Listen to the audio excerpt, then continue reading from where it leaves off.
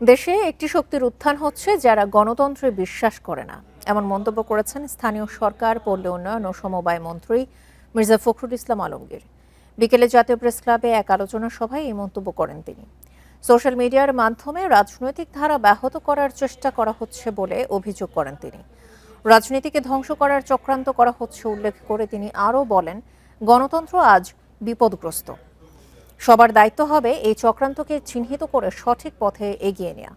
BNP কোনো বিপ্লবী দল নয়, উদার গণতান্ত্রিক দল। সবার সহযোগিতা নিয়ে সামনের বাংলাদেশ গড়তে হবে বলেও জানান তিনি।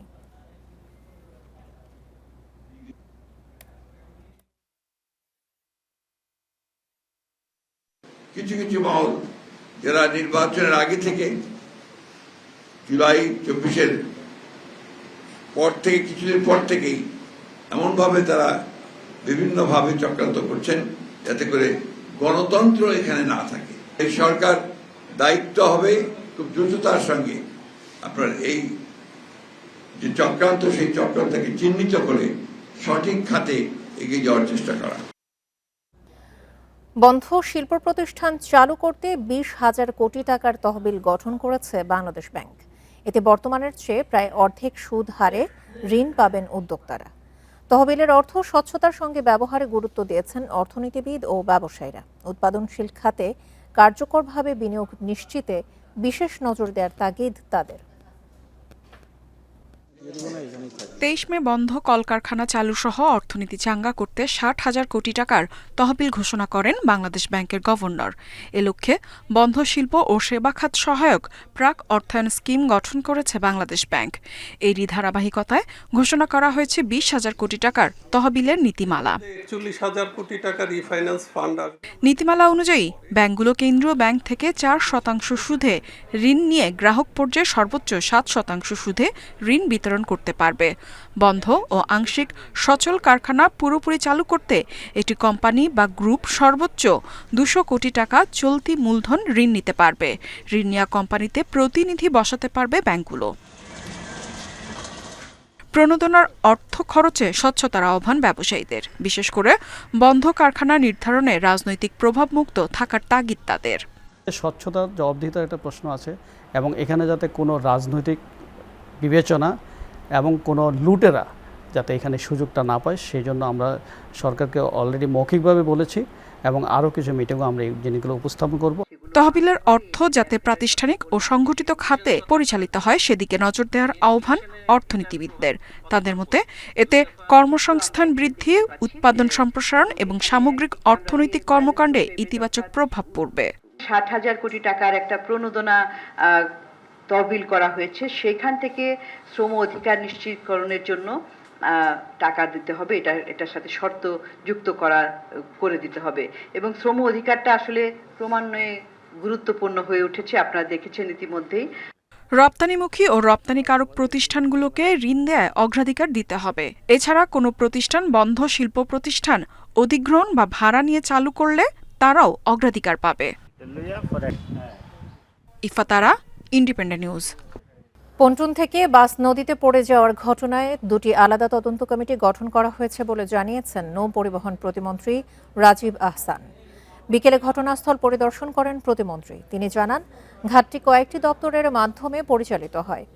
দুর্ঘটনার তদন্তে কমিটি গঠন করেছে নৌ পরিবহন মন্ত্রণালয় ও জেলা প্রশাসন। বাসটি কেন নির্দিষ্ট ফেরির বদলে অন্য ফেরিতে উঠে এবং বাসের কোনো ত্রুটি ছিল কিনা তা খতিয়ে দেখা হবে।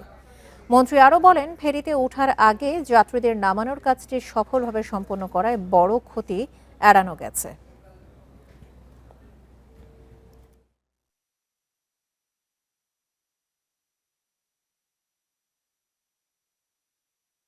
আমরা একটি মর্মান্তিক দুর্ঘটনার হাত থেকে আমরা হতাহতের হাত থেকে আমরা রক্ষা পেয়েছি। তো আমরা আশা করব যাত্রীরা আমাদের আহ্বানে সাড়া দিবেন, আমাদেরকে সহযোগিতা করবেন, সরকারের নিয়মগুলো মেনে চলবেন। চলতি অর্থবছরের সংশোধিত বার্ষিক উন্নয়ন কর্মসূচির চেয়ে 50% বড় হচ্ছে সামনের অর্থবছরের এডিপির আকার। অর্থনীতিবিদরা বলছেন, উন্নয়নের চাহিদা থাকলেও বড় এডিপি দক্ষতার সঙ্গে বাস্তবায়নে সক্ষমতার অভাব রয়েছে। যদিও অর্থ ও পরিকল্পনা উপদেষ্টা বলছেন, নানামুখী সংস্কার ও তদারকিতে বাস্তবায়ন জোরদার করা হবে। চলতি অর্থবছরের সংশোধিত বার্ষিক উন্নয়ন কর্মসূচির আকার 2 লাখ কোটি টাকা। যদিও অর্থবছরের জুলাই থেকে এপ্রিল 10 মাসে ব্যয় হয়েছে মাত্র ৮৬,৫১৬ কোটি টাকা। বাস্তবায়ন হার ৪১% ঘরে।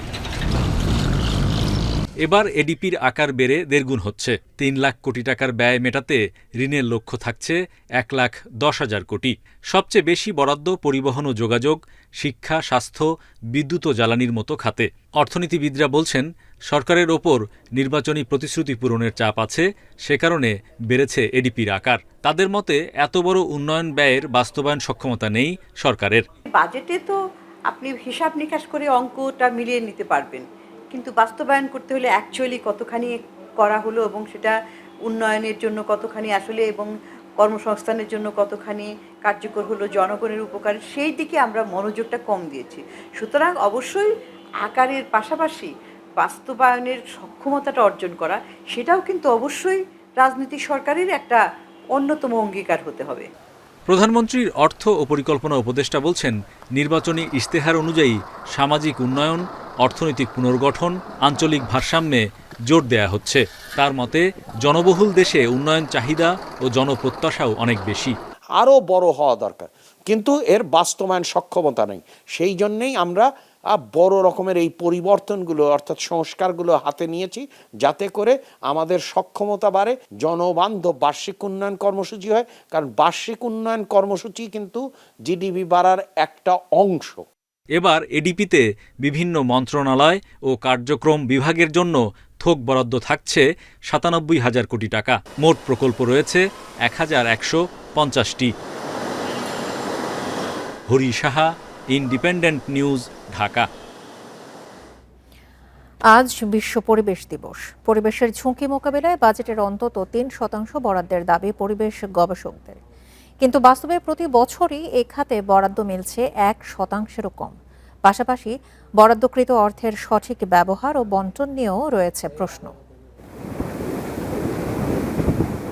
জলবায়ু পরিবর্তনের কারণে বৈশ্বিকভাবে সবচেয়ে বেশি ঝুঁকিতে থাকা দেশগুলোর মধ্যে বাংলাদেশের অবস্থান একেবারে উপরের সারিতে।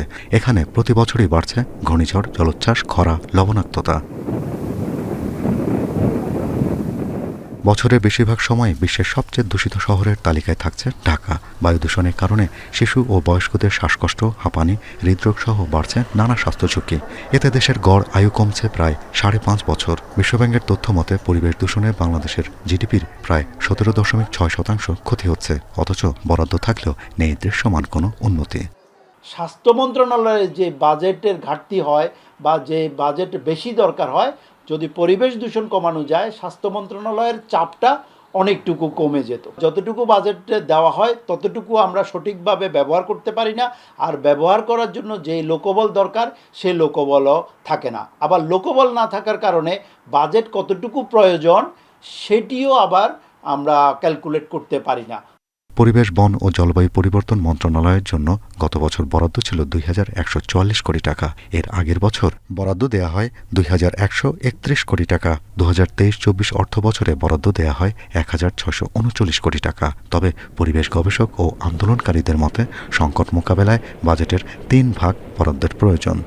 খাল খনন করা খুবই ইম্পর্টেন্ট, কিন্তু আপনি নদীকে যদি দখল করতে দেন তাহলে এই খাল খনন করে তো কোনো লাভ নেই। এই জন্যে আপনার ওভারঅল চিন্তার মধ্যে পরিবেশ সংরক্ষণটা আসলে আছে কিনা, নাকি এটা একটা রাজনৈতিক বক্তব্য বা কর্মসূচি, এটা নির্ভর করবে বাজেটে আপনি কি রকম গুরুত্ব দিলেন পরিবেশ খাতকে তার উপরে। এর জন্য আমি তো মনে করি 3%-এর বেশি বরাদ্দ পরিবেশ খাতে থাকা দরকার। গবেষকেরা বলছেন পরিবেশ বাজেট শুধু অর্থ বরাদ্দের বিষয় নয়, এটি নির্মল বায়ু, নিরাপদ জীবন ও জলবায়ু পরিবর্তনের ঝুঁকি মোকাবেলায় গুরুত্বপূর্ণ নীতিগত সিদ্ধান্ত। Shahriar Anirban, independent news, Dhaka. এই ছিল সংবাদ সন্ধ্যায়। আমন্ত্রণ পরের আয়োজনে।